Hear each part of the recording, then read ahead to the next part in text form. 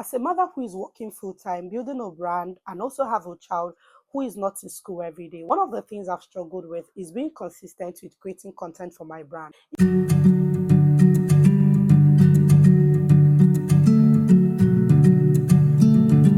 If you are new here, my name is Anita, a working mom, life coach, and a woman on a self-rediscovery journey. So our returning subscribers, thank you so much. We do not take the support for granted. And on today's video, I'm going to be sharing the 4 major things that has really helped me to improve in this area. I have got a note here because I do not want to waste your time. Please do well to watch this video to the end, subscribe to the channel, like, share, give us a thumbs up, and also comment on this video. So in no particular order, the first thing on the list is why. Why do I want to show up? Why do I want to be consistent? Why does it matter? Getting clear on my why is the number one factor that has helped me to stay on course. Because the truth is that sometimes I'm tired, sometimes I'm not motivated enough, sometimes I don't feel like it. But getting clear on why I do what I do, the reason behind what I do, has helped me to stay on track and keep the promise I made to myself. Because at the end of the day, the reason why you do the thing is as important as the thing itself. The second thing that has helped me was knowing my audience. Initially, I struggled a lot with this because I wasn't very clear on who I was serving, who my audience is, how do I show up for them, what is the end goal. If I take them on this journey, what would the transformation look like? Because I didn't have an understanding on all of these things, I struggled a lot with creating content and being consistent.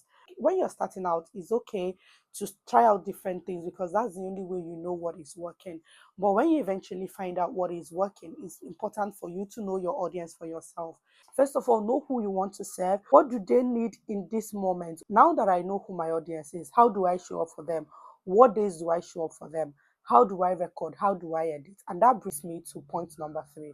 Please do well to watch this video to the end, as number 4 is my favorite. The first thing that has helped me is working with my reality. And I think this is one thing that a lot of mothers do not consider.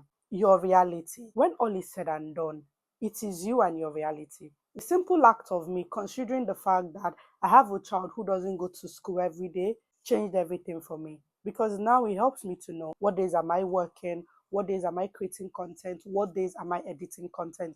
So this is what it looks like. Majority of the time I record when she's at school or when my husband is at home, because I need to give her the attention she deserves.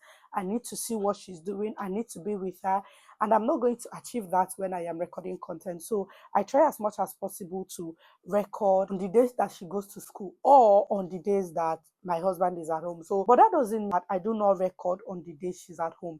Sometimes I do, but depending on the content. If it's a content that is a talking video like this, mostly I record when she's not at home. But if it's vlog, reels, where my voice is not going to come out, she can be behind the scene watching videos while I record my thing. So it all depends on the type of video I want to record.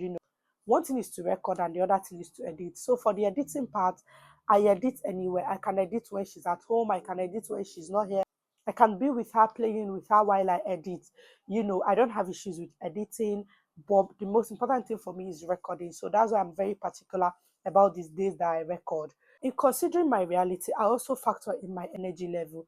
Because you have a lot of things to do, it's very important to focus on your energy level. What is your energy level? What do you have to do? What are the things you have to do?